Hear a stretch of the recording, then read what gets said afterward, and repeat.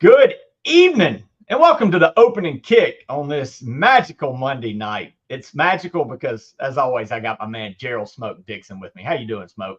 Man, I'm doing good. I thought you were going to say good night. I don't know what part of the country you're in, but it's Hey, night where I'm at. well, man, I'm down in Florida.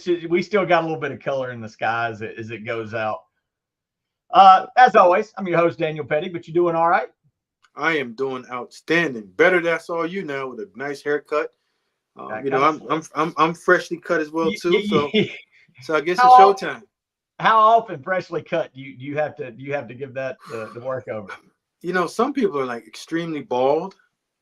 I just have a receding hairline that it's not a perfect lineup that I get, and I'm not one of those that put all the fake spray and all that paint stuff on my head. So instead of doing all that, I just go ahead and chop it off maybe every other day. If I want to keep it real clean, I'm doing something special. I do it every morning. You do it like Serrano from Major League with a big ass knife, or is it just normal? No, I don't do it with a big knife. You know I'm Jamaican. I don't bring out the machete, but I'll get a razor or two and get to it. Or I just go with my T-clippers and knock it down. Well, you would think my hairline's receding. I've just got a 6 head, and it's always been this big. It just stays the same size. So, man, it just you got what I work with, No but, man, doubt. we got a jam-packed show for you guys tonight. We're going to jump into, Bama, it's got an off week, but got a big game coming up on the Bayou, and it looks like Texas A&M may have provided a little bit of a blueprint on how to work that LSU defense. We're going to get into that and break it down. We're going to talk a little bit about Bama's game this past weekend. What kind of reaction we're taking to that? Are we overreacting or underreacting, or what can we take away from Bama's win over Missouri? And then, guys, man, it's getting to the crunch time in the playoff race. The road to the playoff is heating up. We got two big matchups that could go a long way in determining seeding or who can sneak in and steal a spot in the playoffs. And then we got several teams that are now on the elimination path. The Ole Miss, the Clemsons, the A&Ms. Every game they play now is pretty much a de facto elimination game if they want a spot in that playoff. So, look, jam-packed week to talk about. College football is heating up as we head into the home stretch. But speaking of heating up, heading into the home stretch, let me give a little love to our sponsor tonight, and that is Lamb Stone Company. Have you ever dreamed of having beautiful natural stone in or around your home? Well, don't settle for subpar materials. Check out Lamb Stone Company's selection of natural stone products to meet all your project needs. Lamb Stone is located in Aniana, Alabama, and is one of the oldest, most trusted sources in the state. So contact them today and tell them we sent you by using the promo code at TheBamaStandard and get 10% off your first purchase or your purchase. Hey, check out Lamb Stone Company today. And once again, as always, we thank y'all for being our sponsor. With that said, man, like I said, we got a jam-packed show. I think we got Smoke for 45, 50 minutes. He's a popular guy after putting out all those hot takes on the interwebs last week. Now he's, got fine bomb calling, all, signing autographs, dodging some folks in some areas, but we're going to get him in and get him out. With that said, man, after Bama turned the page to Missouri, I'm sure a lot of eyes focused over to College Station in that big game between Texas A&M and LSU. One, because, hey, it's a very big game in deciding who could be in the playoffs, who may be going to Atlanta for the SEC championship. And moreover, Alabama's going to be playing LSU in 2 weeks. So they wanted to see what LSU had. And through the first half, LSU was kind of looking like the team that we had seen since the USC game. They're just kind of getting better, learning defense is even better than we expected. Nussmeier settling in. Lacey's a hell of a receiver, kind of getting a running game going. And through the first half of the A&M game, they were controlling it up 10. And then A&M made a switch. Connor Wagman, who's kind of been, Jekyll and Hyde this season. He's either super hot or super off. And he was off in the first half. And they went to back up Marcel Reed, who was a completely change of pace in the zone read game and had LSU on roller skates the rest of the night and just beat that ass. Did they provide a blueprint for Alabama, who, hey, by the way, has a quarterback that can run just a little bit? What do you think, Smoke? Was that a blueprint for Alabama to go down and just kind of take care of LSU? Well, I don't think a lot of people realize that one of the biggest equalizers in college football is the dual threat quarterback. Now, if you have a dual threat quarterback and you're not taking advantage of every aspect of the 53 and a third, I mean the horizontal game in terms of spacing in college football, because that's the true determiner of who's going to win the game. If you can take advantage of putting your best athlete, with most of the time is your quarterback, in space against a not so good athlete, you can win most of those matchups. Unlike the NFL where you win from the pocket, in college football, you win in space. And what A&M showed you was once you can get a dual threat type quarterback, and Marcel Reed is, I know he's going to be a good quarterback. Right now, he's just a good runner and a thrower of the football. And what he did was he eliminated that extra defender that LSU was trying to use either in the run game or in the pass game and bring them closer to the box. Because now you have to assign a person, a hat. They'll call that in football word a hat. A hat means a person, which you're always trying to get a hat or a half a hat. And if you can get 1.5 hat in the run game, that means you're winning because you have an extra guy that's going to show up to the running back or the ball carrier at some point. And what A&M did was once they replaced the quarterback and put Reed in the game, they now took that extra defender or half a hat or extra hat out of the equation and made everything even. And now he started putting everybody in skates, put unathletic players or just average athletic players in space, and he's an above average athlete. And all you need most of the time, if it's 3rd and 6, all you need is 6 yards. 3rd and 7, just 8 yards or 7 yards to keep that clock running. And now once you get into the red zone, it completely goes in the favor of the dual threat quarterback.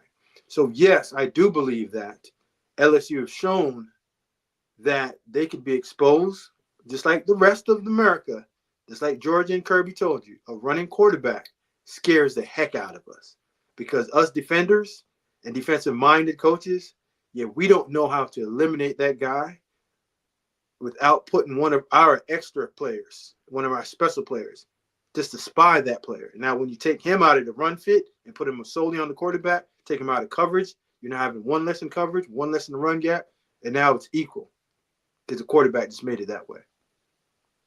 Well, let me ask you this, Smoke. Who does, especially coming from a player, a defensive guy, who does this week off benefit more? Alabama, who now has film on LSU's defense on how to maybe take advantage with the run game, or hey, LSU got their ass kicked, but now they've got 2 weeks to say, okay, we're facing Milroe. We know what's coming. This is what we got to do to fix this. I don't think neither team has an advantage when it comes to the off week because either way, you have to come back and you have to win the game. So irregardless of Milroe being hot or Nussmeier being a little banged up, it comes to both of those teams just trying to get healthy and getting back to the mind frame of we have to win this game. So it's always going to come down to who can prepare the best in that off week and just get 1 or 2 more things that they wanted to add into their bag of tricks or playbook in order to take advantage of that opposing team's defense, offense, or even special teams. So who do you expect Bama to be able to take advantage of it with Milroe this week, or is? I'm going to say I haven't seen it to say yes, but I'd be crazy if I wasn't in that Bama building and saying we need to put more RPOs, run pass options, not just quarterback runs, and every now and then put Milroe just in a true zone read situation where he's reading that end-man line of scrimmage, or if they want to do it inside, reading that defensive tackle if they want to run some midline stuff. But I do believe that is one way that you can truly make Jalen Milroe an effective football player and give him an opportunity to now, when he gets jammed up and gets uncomfortable in some of those pocket situations, to get him on the edge or get the ball out of his hands and make that defender not be right and make that defensive coach not sleep well at night. If you can keep Kirby up at night and Glenn Schumann at Georgia, like they said when he came into the Bama game, I'm pretty sure the defensive coordinator for LSU should feel the same way if I'm killing the board in that offensive staff with Alabama and putting Milroe more in that dual threat opportunity. Before we move on to Alabama this week, I want to touch on one more thing. And I don't think I phrased it right when I talked to Marvin, and that Marvin's just a damn knucklehead. But crowd noise, we've seen it several weeks in a row now. When Ole Miss went to LSU, they struggled with the crowd noise and cadence getting plays in. Then we saw Alabama go up to Knoxville, struggle with the crowd noise. Very first series, you have false starts getting plays in. LSU at Kyle Field. I mean, hell, they missed a field goal because their placeholder couldn't hear, and it hit him in the. I mean, you just don't see that. How much of a factor? And I know, man, and like I said, I asked Marvin about road games. Well, that was a dumb question because Marvin plays defense. Well, guess what happens for defenders on the road? Everybody's quiet for their damn home offense. So, no, it doesn't affect you. But you did see it in Bryant Denny maybe affect other offenses. How big of an issue is that crowd noise going to be in Death Valley? Listen, that whole entire atmosphere in LSU is amazing. So for somebody not to give you full understanding of what that deafening noise is, Marvin got to be better than that. And if I can reenact anything, it's almost like I'm sitting here doing this to you. And you're doing this because you can't hear me. And now we're going to have to go signals with hands. So, yes, that crowd noise is deafening. Communication is going to be at the utmost importance. Silent counts. In terms of with the offensive line, being able to time that up. Receivers making sure that they're fully locked in, because if you can't hear, you have to now go off of full signals, which now they practice that in meeting rooms. So if I can bring you through it, they'll do a hand signal where the guard will turn around, look at the quarterback. He'll tap the center. The center either look left, look right, look down, then snap. And that will be the timing mechanism all week. So the quarterback will give a clap, got to look back, 1, 2, down, snap. So now as a defender, you can get pace on that. Now if they go to the sideline, change it up, say, okay, instead of looking down, just go left, go right, left, snap. And that'll be the timing. So it's all going to come down to now silent counts and how that guard communicates with the center, how the center now communicates with everybody. But it's all nonverbal. Yeah. Look, there's absolutely, you said it, man. There's going to be challenges going down to Death Valley with that noise and everything else. But I think one of the biggest challenges with Alabama is the man in the mirror. So turning the page back to Alabama and this big win over Missouri after a week where, let's be real, man, a lot of noise coming out of that locker room. And look, man, let's be real. I want to not just talk about Bama. And you hear this on other podcasts of people that cover other teams. Listen to Ole Miss, listen to Auburn. There's not a major college football program that don't have a little bit of issues in the locker room. You got to put 85 assholes in there. There's egos. There's all that stuff. And when things aren't perfectly going right, people are going to butt heads from time to time. It is what it is. You saw fighting on the sideline in NFL games yesterday. Another Bama guy, Jaron Reed. Yeah, it was Jaron Reed. That's ironic.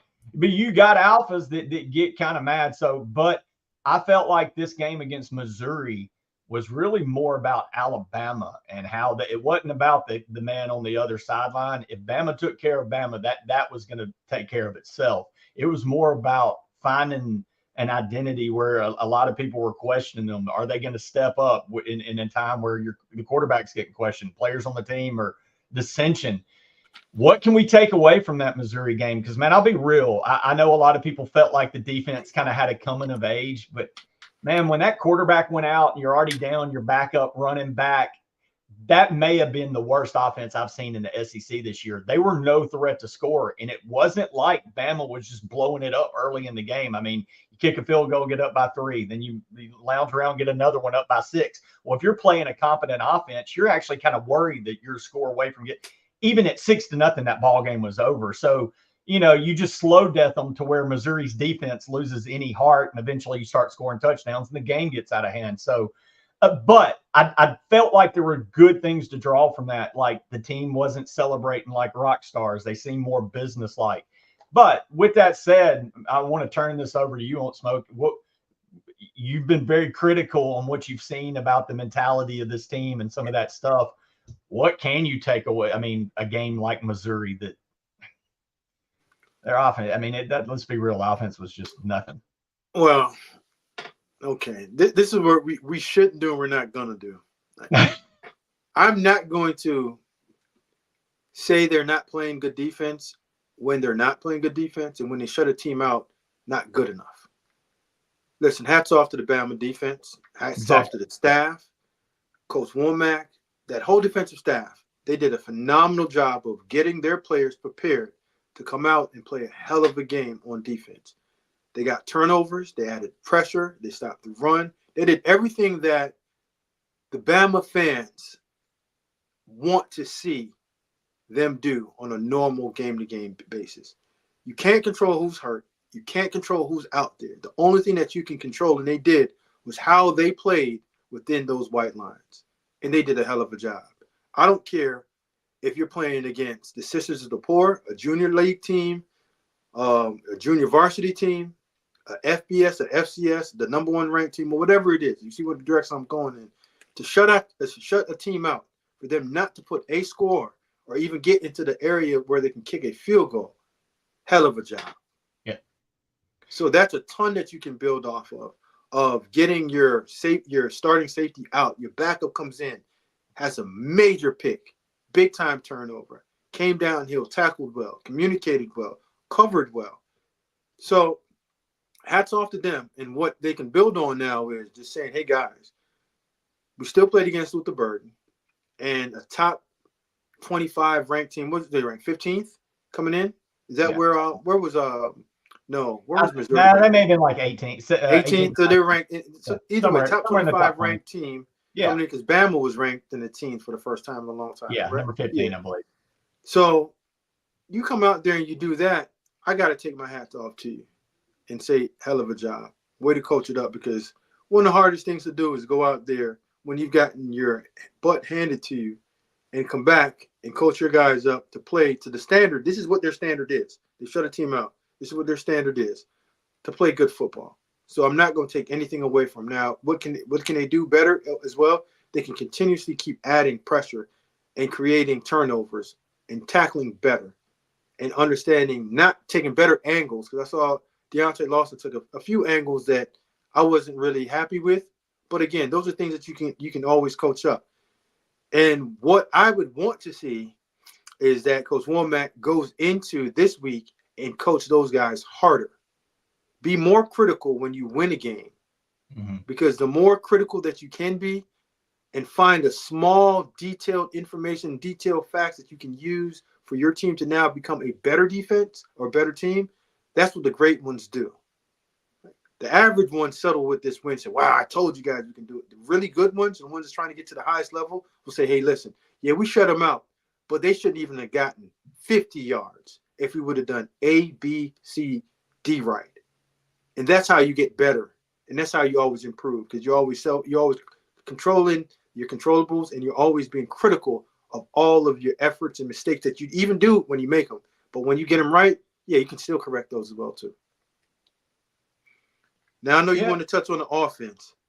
Yeah, but before you do that, I agree, and I want to say this: there was a lot of players that coming under fire that I thought were very physical and kind of flying around. Malachi Moore looked to play one of his more physical games of the year. Jai Campbell was all over the place. I think he led the team in tackles, but like you said, the Hubbard kid really is starting to kind of find his role in that secondary. Right. He's one of those players that it doesn't matter where on the screen you look, you see his name and number flying around. And again, you can't. And I feel like you answered the question. Is kind of what I wanted to go back to. Smoke. I asked, was this a game against Missouri, or was this more Bama playing the man in the mirror? And as long as they took care of business, they get the team on the other side. Don't look at who's playing for them. Don't look at who's hurt or not. You just take care of your business, and the result's going to work itself out. And I feel like it did. But now I'll let you roll on the offense. Well, what we saw on offense is that you can be physical, Bama. You can run the football, and Justice and Jam and even young man came in. Richard Young breaking it out there. Richard Young came in and got physical. And you saw the juice. You saw the explosion. You saw the burst. We don't have to go to a total pass game. And even times when you say, you know what, we're not doing well. Football is the most complimentary team game that we all have. is when the defense is doing really well and the offense is not doing well. It's okay. The defense is going to give you a shorter field. Special teams don't give you a shorter field, so you don't have to go 80 yards to score. You only have to go 20 yards to score. And now, as long as you don't turn the ball over and you're playing efficient football, which is blocking, making sure that you're not throwing it to the other jersey, you're catching balls that are being thrown to you, you're making the right blocking assignments, you're making the right reads in the run game. Yeah, offense is going to happen. And at some point, all you need to do is just stay on task, right? Stay in front of the chains, not behind the chains. And eventually, that scoreboard is going to look like whatever it looks like when you put up 30 points. No one cares about what you didn't put up in the first quarter or the first half. It's the end of the game that everyone cares about. And I just believe that an average fan will look and say, well, we didn't score but 6 points going into the half, and then or 17 going into the half and 6 during one quarter. And it's like, that's not the game. Like, you're not going to come out and you're not going to play a perfect game every single time. Mm-hmm. The best games is when you play a team game and the offense complements the defense complements the offense, and the special team just does just enough not to screw it up. Kick the field goals that you need and just keep on adding points, and eventually it'll all catch up to now where the run game looks good. And now off the run game, you get the pass game, you get the explosive. So this is probably one of their better team wins that you can actually have outside of the big game of Georgia, which I didn't think that was a complete game. This was more of a complete game than any other game that we played. In Missouri, Missouri's a good team. They just, like you said, they're battling injuries, and they're just trying to figure out how to play the game the right way. And Bama forced them into turnovers, forced them into tough third downs, forced them to play a physical game, which Bama won that side of it. Oh, no, Missouri's absolutely. That Johnny Walker is going to be playing on Sundays. Every SEC team's got NFL dudes that are going to win battles along the defensive front that are going to make you look bad. But like you said, I felt like Bama showed that they could be physical. Moreover, I felt like Justice Haynes, I like for a player to do his talking on the field. I feel like some of the running backs have kind of been screaming, give me the ball more. Right. And he was running very much like, give me the damn ball. I'm showing you what I can do. But I wanted to parlay that into the question. You know, Jalen took 20 less pass attempts on Saturday. Do you feel like they kind of tailored the offense more to Jalen's skill set this Saturday and toned it down, or was that just the flow of the game thing? I think it's a combination of two things. I think both things can be right. I think it was the flow of the game, but also understanding that once you start getting to the 30 throw attempts a game for Jalen Milroe, that's where his efficiency kind of tails off a little bit. You should keep him between 25 throws, but also give him about 10 runs. Mm-hmm. Right? So that's a total of 35 times that he can totally affect the game. And now play complementary ball with giving both of those running backs at minimum 15 carries apiece. So now you're right at 65 plays. Everything past that's a bonus. That means everybody on offense is going to have to do a little bit extra to create extra plays by getting first downs, by getting explosive. But I don't think that Bama is built for a explosive passing game where a freshman gets 20 targets. They have enough players, not great ones, good ones, because you don't need – every team's not going to have great players. But they have enough to spread the ball around if they all make good decisions and if they're all being unselfish and fitting in the game plan and getting rid of the disease of me and understanding what we really means and what a team game really looks like. When it's a zone read, when the read says give, you give. When it's an RPO and it says pull, pass, not to the outside but to the inside, just make the correct reads, and you'll slowly just see this team just start adding and stacking, like making a house and just building a proper foundation of stacking brick on brick on brick. And that's what you saw on Saturday. It wasn't clean, but it was effective, and the outcome is exactly what you wanted was win column for Bama, and the other team didn't score. It don't get any better than that. It doesn't. And then you sit back, pour yourself a cocktail, turn on the LSU game, and see a game play out that couldn't play out any better for the makeup of your own team. So it says, hey, this game going down to Baton Rouge, while might be a hornet's nest because it is going to be loud, this is a very gettable game for Bama. And once you get that game, you look at the rest of the schedule, it plays out, man. You just keep winning, and you're going to find yourself in that that playoff talk with a 10-2 record. And I don't see how you keep an Alabama team with a 10-2 record out with that name recognition. It's just, well, it's not only name recognition. It's you've beaten good well, yeah, teams. you've beaten Georgia. Your resume speaks. You've got LSU on the road. You've beaten Georgia. Your resume speaks for it. Speaks is, you know. Correct, because I mean, going down to LSU, because we haven't seen Bama.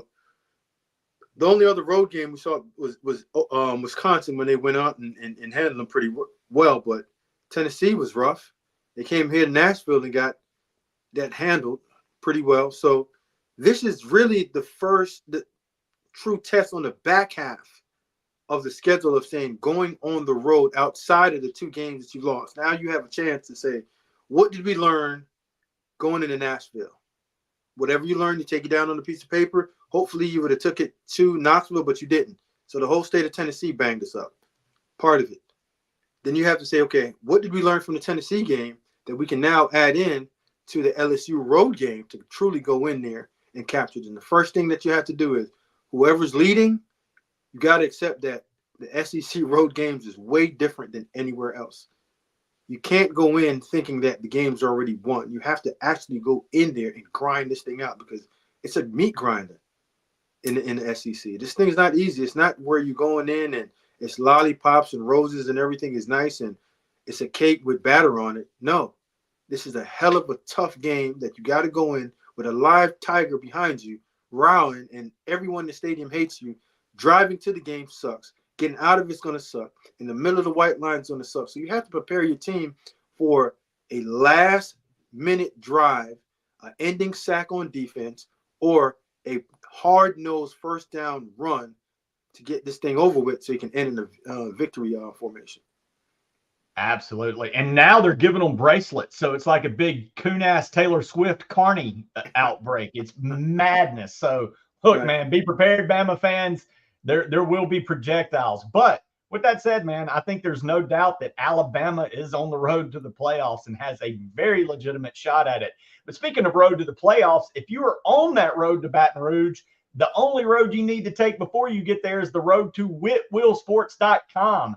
Check them out today. Go to whitwillsports.com and get your title towel before you head to Death Valley. It might be one of many uses. Cleaning up bourbon that has been thrown on you. Helping LSU fans with their tears after the game. Covering your nose from all the corn dog smells and the carny events that come down in that stadium. Regardless, it will be one of many uses when you go down to Death Valley. So today, go to whitwillsports.com. Tell them the promo code STANDARD and get you a little discount. And head down to Death Valley with that title towel. With that said, man, we've talked a lot of Bama. We've talked a little bit of LSU A&M blueprint, but there are a lot of games outside of the SEC and outside of Alabama right now that can shape this playoff race, Smoke. And one of them's no bigger. It's kicking off at 11 Central noon. Ohio State is traveling to Happy Valley, Penn State, man. Number 4 Ohio State, who didn't drop in the polls after barely beating Nebraska, suspiciously, maybe to keep this game at a 3-4 matchup, is playing at 11 Central on Fox. Look, dude. Like, you guys got to stop. You guys got to stop that. No, let me hit the break. Look, I like making the drama, but let's be real. We got Tennessee that loses to Florida, beats them by 7, and drops 3 spots in the poll. Ole Miss beats Oklahoma. They drop in the poll. Ohio State beats a team by 7 that just got beat by 42 by Indiana, and they just stay number 4. Yeah, come on, man. They wanted that number 3, number 4 matchup, but I get it. As a college football fan, I get it. You want the pomp and circumstance. You know, so you seem to disagree with this. I'm gonna give you 2 minutes of what you just said is totally wrong. Bring it. So Tennessee almost losing to Florida. When Florida, what was their record? They were under 500 at the time, right? Mm-hmm. What's Nebraska? Bama barely beats South Carolina. They don't drop. What now? Let's not move the goalpost. What's Nebraska's record? Well, they were 5-2 going into that game. Yeah, so they're 1 game away from making a bowl, and the other teams that you're talking about are barely above 500. Nebraska's a solid team. Nebraska was ranked in the top. I agree with Nebraska's a solid team, but I mean, they're a solid team. Dropping teams after victories to me, like you just said, people worried about the score. Man, you win the ball game, right? Listen. The name of the game is getting away with W. But getting back to this game, getting back. Look, let me set the stage for this one. I'm gonna let you roll with it, Smoke. You got Ohio State coming in, who absolutely has one of the most loaded rosters in college football. Ryan Day has everything at his disposal, down to a Heisman candidate as a backup running back in Trayvon Henderson behind Quinshon Junkins. They are headed to Happy Valley to face James Franklin's Penn State squad. I don't know if Drew Allar, he got banged up late in that game last week. Yes. I don't know his stats for this one. But, man, the knock on James Franklin and Penn State is they're always good, but they don't beat when Michigan's at the top. They don't beat Ohio State. They beat everybody but those two. Now they'll beat Michigan now that they're down or whatever, but that's been the knock. Can Franklin win this big one? And I don't know if he's got a better chance. We were talking about this earlier today. As much as Ohio State has a hell of a 1-2 punch at running back, Penn State's got a real good defensive line. So does Penn State. So does Penn State. Penn State got a hell of a 1-2 combination too. They do. They do. Can Franklin right now, Ohio State is a 3.5-point favorite. The over-under is 47. So, odds makers are expecting this to be low scoring. I don't think that's going to be far-fetched, and these Big Ten games usually are. How you see this one playing out, Smoke? I see it playing out very darn well. But let me ask you a question, because you're throwing James Franklin under the bus, saying that he absolutely. Can't win, I'm not a Franklin fan. That's fine. You don't have to tell me what you already said. I see it with my eyes and I hear it with my ears a whole lot better. Okay. But can Ryan Day win big games? Ooh. Why don't you say that? Okay, touche. Okay, so you have two coaches that are essentially the same thing. They beat the ones on their schedule that says you should beat, but whenever they get into a game that it's mano a mano, good on good, usually they come out on the other side, the losing side of it. So let's put this as a scratch. Both coaches have something to prove. 3 versus 4. We can't say it's James and it's Ryan. It's both, because they're both needing a signature win for their careers in the Big Ten in the last several years. They need this. Both of them need it in the worst way. Now, Ohio State needs this game more than Penn State, because if Ohio State loses this game, it's going to be a hard task and a long way for them to make the playoffs. Penn State can take an L in this game and still find a way in the playoffs. Absolutely. A one-loss Penn State team gets into the playoffs if you lose to Ohio State. You don't think a 2-loss Ohio State can get in? It'll be tough. Wow. I'm not saying I'm not saying it's unlikely, but it's a tougher task to get in if Ohio State loses 2, which is, we're not saying anything groundbreaking, but if you lose this game, I can see the way they can start trending and playing themselves out, and also they have to finish up against Michigan, which they've also struggled with too. Oh, absolutely. So both teams need to come out and win this game, but I think this is more of Ohio State needing to win this game than Penn State needing to win this game. I think that's a great point, Smoke, and I'm really glad you countered with the Ryan Day, because, look, man, I'm not backing off my James Franklin stance, because I do feel like he's now he's done great things. You look at what he did at Vanderbilt was unprecedented to what your boy Clark Lee's doing right now.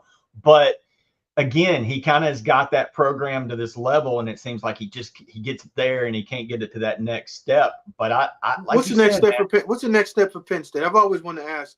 A national title. Because Penn State's always been on the periphery my entire life. Outside of a few years, Penn State's a name brand, but they're not a national title program in my lifetime. Yeah. So why are you putting that pressure on Penn State and James Franklin to win a national championship? The last national championship they won was in the 80s. Because of what resources they have, the conference they're in, you've only got to beat 1 or 2 teams to get there, and that's all. At some point you would think they could knock out both of them in the same year, and they just can't do it. But they are one of the. Do you not feel like they're one of the 3 with Michigan and Ohio State? Yeah, they're blue blood program. Agreed, but that doesn't mean that you're winning a national championship. No. No, when Joe Powell was there, you thought they was going to win it in the 90s? So, why? They're not going to win it. This is the best run No, they're going to have. I'm with you. I mean, I feel like that they're a program. Maybe it's not James Franklin. So you're saying it's more a programmatic thing. That's their ceiling is right there, right on the cusp of Ohio State. Correct. Yeah, I mean, Michigan won one in '97 and last year. Yeah, it's a big tail gap. Yeah. So let's not just throw teams and say, oh, they're the national championship caliber teams. It takes every 20 years to win one.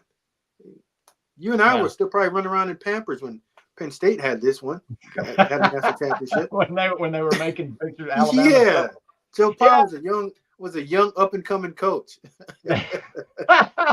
But But back to your point, I do think more of the pressure is on Ryan Day, though, because they have given him all the keys to win it all. Ohio State, look, let's flip the page. You say, why should I expect that out of Penn State? We can debate that. You can't debate Ohio State. They are expected to win national titles at Ohio State. Absolutely, especially when you recruit at the high clip that they do. You hit the portal at the high clip that they do. They have all the resources. Ryan Day's one of the better coaches in the United States, regardless of who says what, including myself. The guy win-loss records is tremendous. But when you look at it, I think this game's come down to the battle of the trenches. Whose O-line and D-line can prevail and set the tone?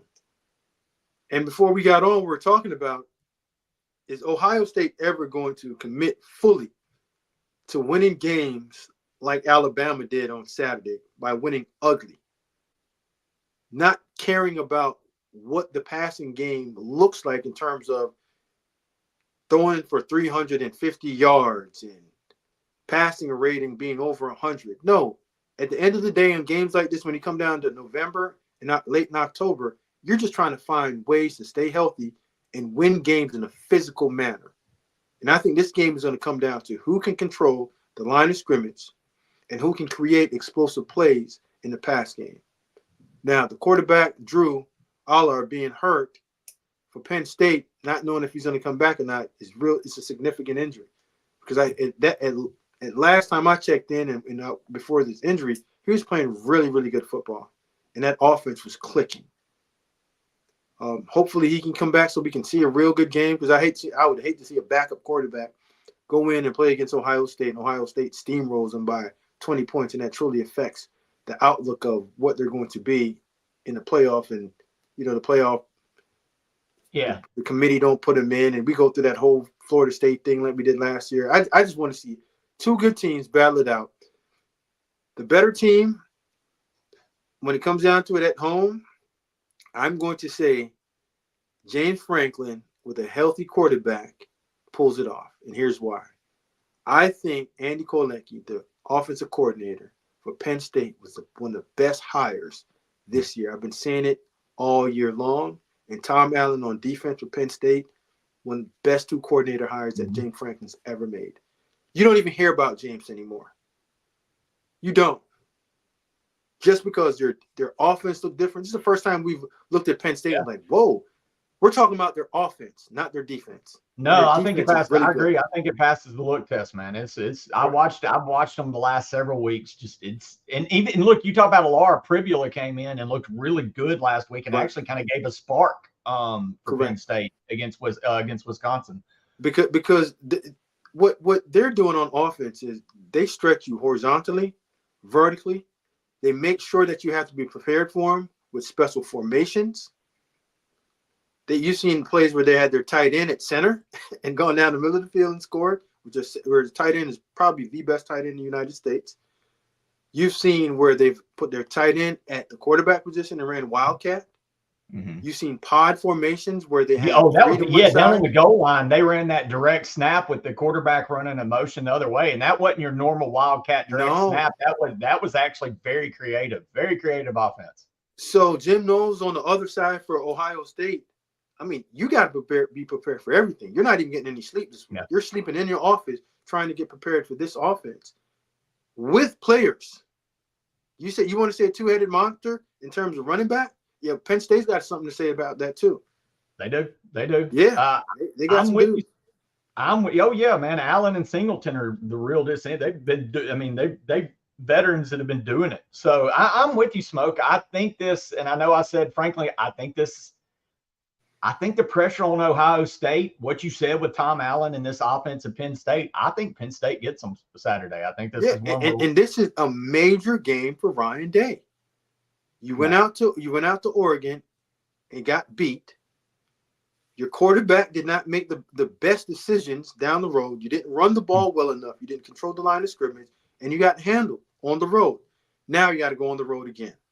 Yep. Real good teams and playoff teams and national championship teams find ways to win dirty and ugly games late in the season. Any means necessary. You got to come on with it. Now, you spend all those millions on the portal, your quarterback, your O-line. Yeah, I know you lost your left tackle. But if you are a really good team, you replace that with another one, and you bring him in. Is he going to be the same caliber? Should be, just lacks experience. But the talent level should not fall off. The experience level should. Yeah. You see, and now you have 3 receivers outside with the freshman. You should listen. You should not be worried about a lot going into Penn State. Jeremiah Smith has scored more touchdowns than I think Chris Carter's the only one as a freshman. Man, he has scored more than. So he and Ryan Williams are the 2 freshman receivers that we're talking about. Oh yeah, he's got 8 touchdowns already and 600 yards. He's averaging 17 yards a catch. Dude's electric. He's a problem. The only issue is, like I said, I think that when they spent the money, Ohio State, they went with all athletes and skill players. If you're going to spend the money, even it out. Get beef up front to figure this thing out in November. Because in November, it comes down to the trenches. It's a trench warfare. Whoever wins the trenches wins this game. There you go. I think it's going to be a great one. I'm looking forward to it. But another one I'm looking forward to that maybe not have the star power in name right now, but had the star power in yesteryear, even spent the money in yesteryear and maybe spending it again, is that those SMU Mustangs, man. Number 18, Pitt, and Eli Holston, who has caught fire since transferring from where? Bama. Alabama, is going all for Pitt. He's taking his Pitt show on the road to SMU Saturday night on the ACC network. SMU, man, the line started at 7. It moved up even a point today as I was putting this in. SMU started out the year with, I think, the Stone kid at quarterback and made a switch to Kerry Jennings and is just kind of taken off. Now, they struggled to they almost Duke about got them last week on the road, but this is a hot SMU team. And again, man, whereas Ohio State and Penn State are jockeying for position, these are 2 teams that are looking to sneak their way into the playoffs if they keep winning and both control their own destiny. You got some takes on this game, Smoke? 2 well-coached teams. That's like Coach Narduzzi has found a way to build Pitt up into the old blue-collar standard of the way that Pitt's always played. Now, shout out to my guy, Doug Whaley, big-time alum for Pitt.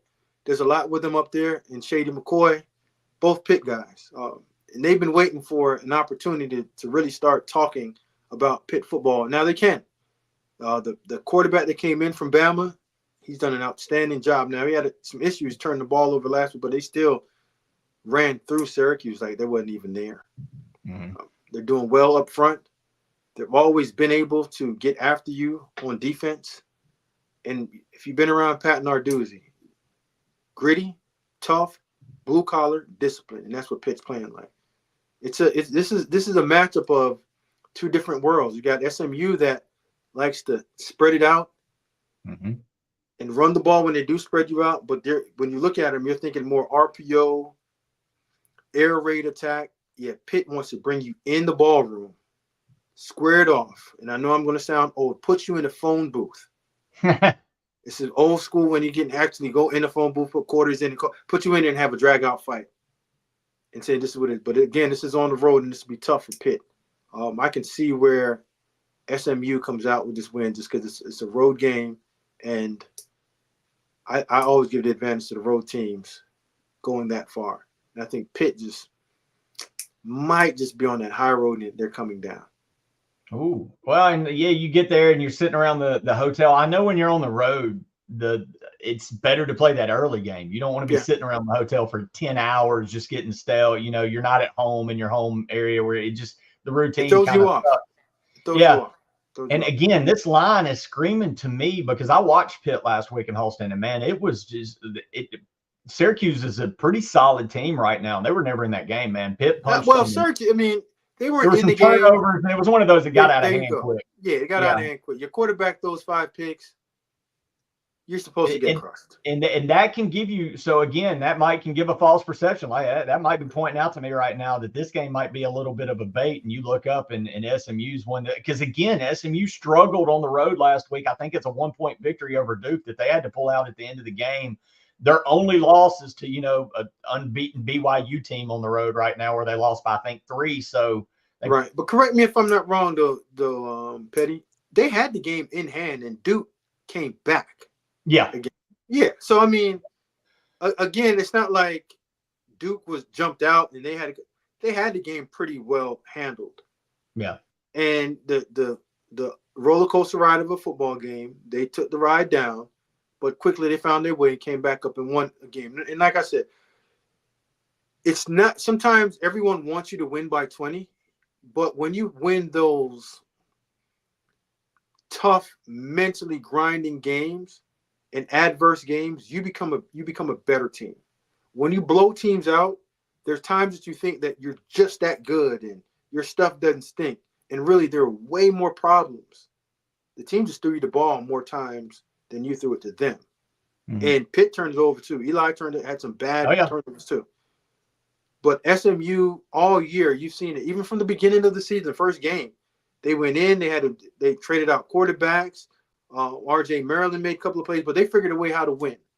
Mm-hmm. And when you figure out ways how to win, with Rhett Lashley as the head coach down there, when you figure out ways to win games in tough, adverse situations, you become a tougher and a mentally better team. And you know at any point you come back against anything. Like Duke coming back against them, they're probably looking like, oh crap, we've been here before. Let's just push this recipe button. 1, 2, 3, 4, 5. Okay, that's a code. And let's go. And let's go win this game and go back home. And let's fix it. Exactly. Well, yeah. And that's,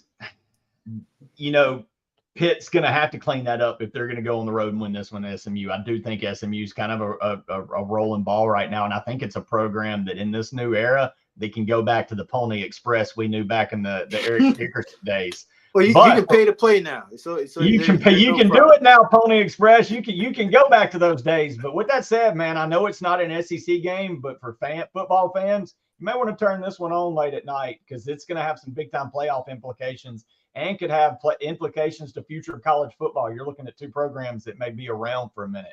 But with that said, man, this is road to the playoffs. We're also in a point where a lot of teams, every game is an elimination game at this point for so many programs, and we've got a bunch of them Saturday. Heading back to the SEC, my Rebels are headed to Fayetteville, as we love to call it on this network. The only thing going in their favor is it's an 11 o'clock kickoff. It's not a night game, so they're not going to be drinking and squealing pigs and doing whatever they do up in the land of deliverance. Well, you got it.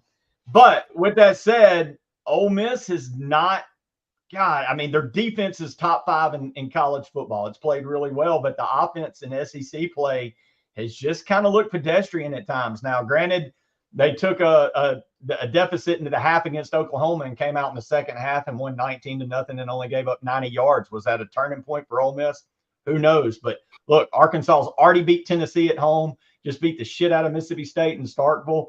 A play away from beating A&M in Arlington. This is not a bad Arkansas club. Is this the weekend that the dreams die for the Rebels, Smoke? No. 7-point favorites. I think the Rebels win, but they're not true national championship contenders. No. And, They're just hoping to get invited to the dance at this point. They don't have any indication of taking home the beauty queen. They just want to go look at her.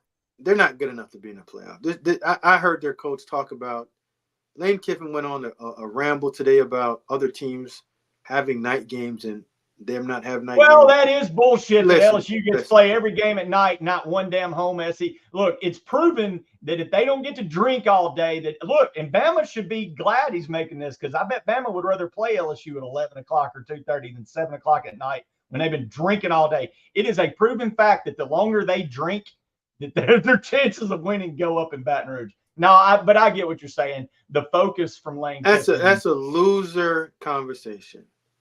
Whatever time, whatever place you line up and you play, you can't control what time you're going to play. If you want to go on that ramble and give the world a reason why your team lose games and why your team can't get up for games. I hated night games. I wanted the game to get in, get it over, and get out of there. Now, if you said it was a night game, I got to show up and play the game. That's just what it is. I don't want to hear about the reason why this team is having success. Explain to me when you're going to start out at a top 10 and finish at a top 10 team, and then we can start talking. I'm good on you, Ole Miss fans. I'm good on your coach talking like that. And even you, Petty. Shame on you. I thought that I brought some type of reality to you and gave you a little bit of jolt of understanding that we're in the world of no complaining, no explanation. And right now, you're giving me a bunch of complaining, and I don't want to give you an explanation why you can't do it. They should beat Arkansas. They're a better team. No, I think they beat Arkansas, but and it's at 11 o'clock. You can go out and you can get banged up later on and enjoy the rest of the day. Coaches appreciate it. The staff will appreciate it. Get it in, get it over with, and get it done. Stop. I'll tell you this: if Ole Miss does go up to Arkansas and take care of it, I have a feeling we will be talking about them again next week, because then they get the Georgia Bulldogs coming to Oxford, and that very well could end it, because 3 losses and it's a donezo. And look, man, after what I saw of Georgia and Texas, I saw what I needed to see, man. Yeah, I mean, you and I both thought Ole Miss will have a chance at the end of the year. Well, but they theoretically they did, but they blew it. I told you from the beginning, man. Leaders make teams, and teams that have roller coaster, highly emotional leadership, your team's going to be the same. Well, and at the end of the day, man, you lose games like that, Kentucky, you are what you are. You're going to look back on it, and Kentucky's going to go Ole Miss and 0 in the SEC. So that shit. Yeah, listen, you're going to lose one game a year, right? That you shouldn't lose if you're an inconsistent team. But that's not the determining factor of your season. That's just one game. But if you can't get over that one game, now you fall yourself in the trap of losing 3 games after just losing 1. All right. Well, there you go, Rebs.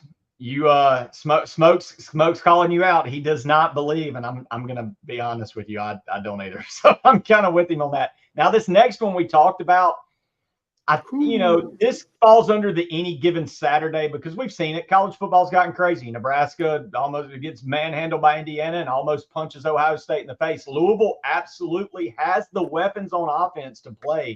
But, man, Dabo's got those guys playing really good at Clemson right now.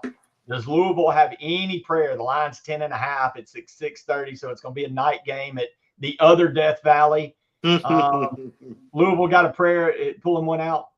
So get your boy Dabo, your buddy. Listen, first of all, he's a Bama man. He just does that Tiger thing for a living. I can listen. One thing that we're not doing, we're not giving Clemson their just due. I think you could be right. They came out of the chute and lost to Georgia. We know what Georgia is. Georgia is a top 5 It team. happens. Right? It happens. You lose. But we're not giving Coach Sweeney enough credit. I haven't even heard his name in the conversation for Coach of the Year. And last time I checked, they're going to have something to say about who wins the ACC. They're going to have something to say about them being in the playoffs. And all I've seen all year is, and I've said it, that Ivy League roster that he has there. And I said it, without any transfer portal kids, and he don't need it. And he's proven it to a fact. And he understands what he's doing. His roster is what it is. They're 1 or 2 injuries away from really being bad. But he has that Ivy League roster and that inconsistent quarterback playing more consistent. And that defense is real. And they're getting ready for a run. And I think he's getting exactly what he wants. Nobody paying attention to him until the end of the year. You look back and like, daggone it. Clemson is in the top 7. Yeah, they are. Top 5. And getting ready to make another run. And they might just sneak up in a game that you don't think they can win. And they sneak one in there and you're like, he's back again. He's back again. And if you're a football purist, you got to kind of cheer for it, right? Yeah. He's built his team with his culture, with culture equals control. He knows how to handle them, control them. He knows how to get them going. And he's doing it his way. And I said it before, on whatever platform I was on, leave him alone.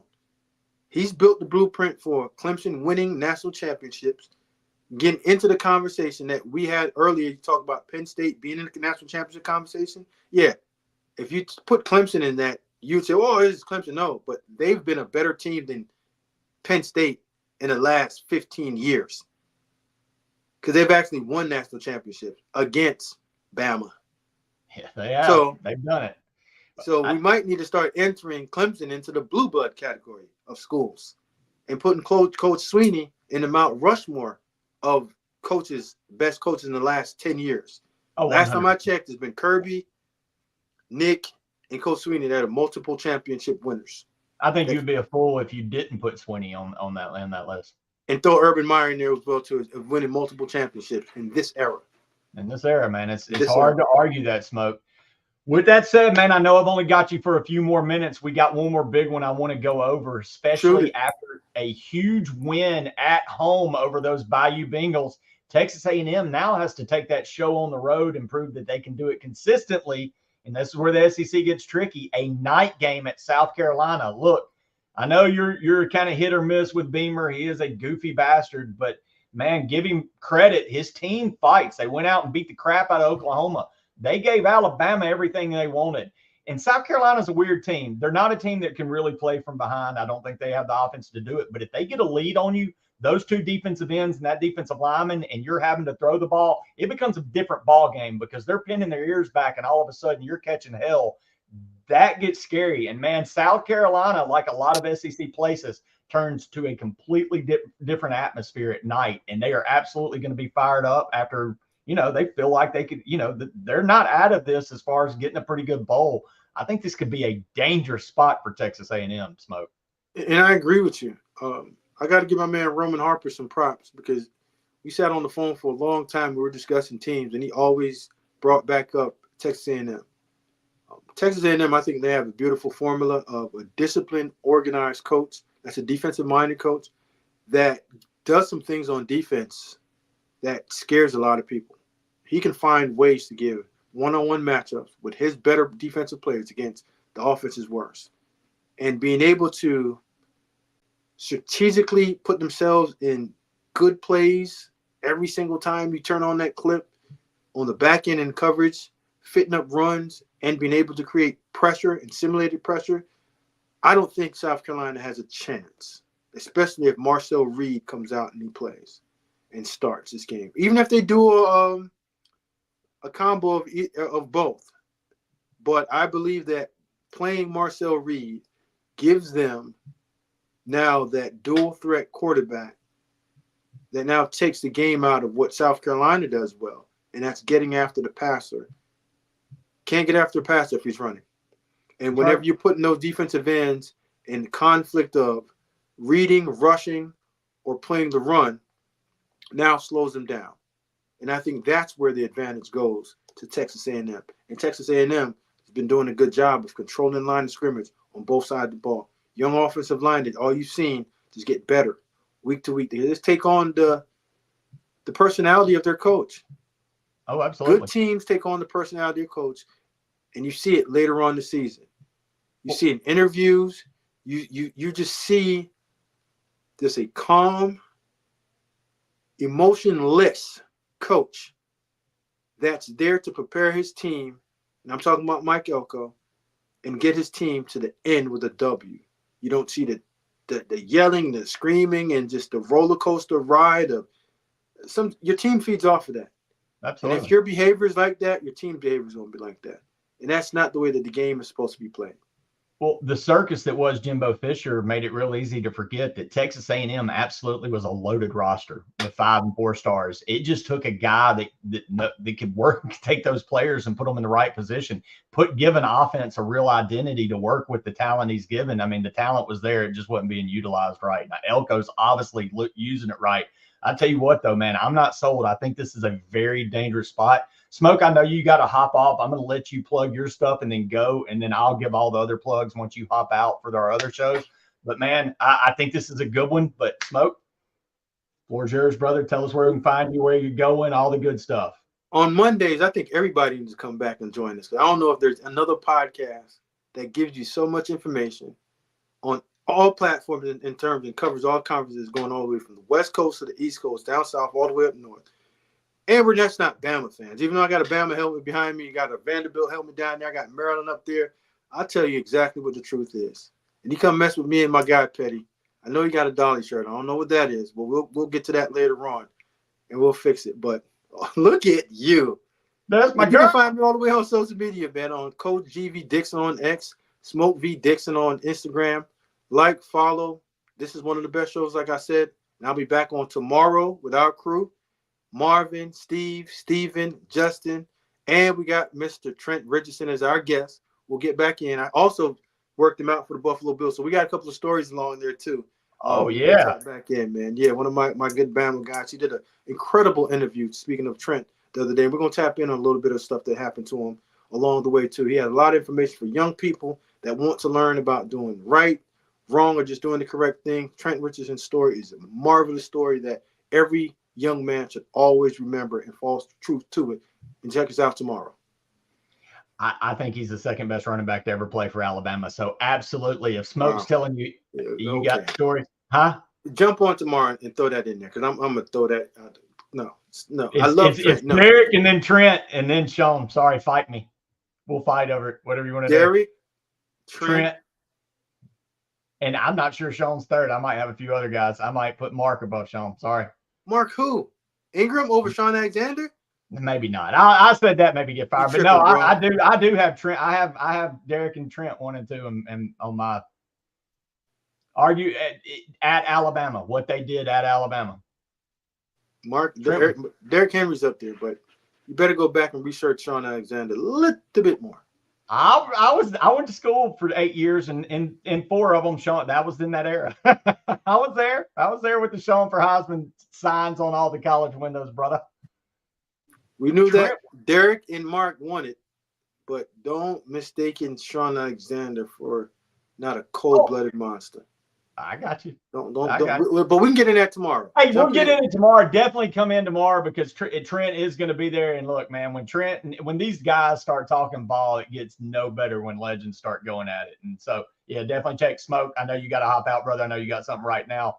Appreciate you as always, my man. My man, be good. Appreciate you. Brother. All right.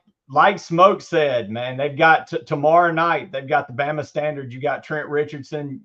You've got Marvin. It's got Justin running the show. It's going to be a hell of a show. And then right after that, at 8 Central, 9 Eastern, you got the final whistle, which is me coming back. I might not have my Dolly shirt on. I might have something more colorful for y'all tomorrow.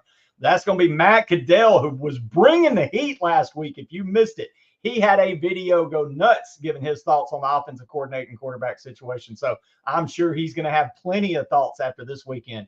Come back to check him, myself, Chris James, Lushawn, Dan the Man, the star of the show, and also Ty Hayes. So that's, again, 8 Central, 9 Eastern. Then Wednesday night, the Crimson Dynasty has been absolutely on fire with C.C. Payne at 6:30 Central.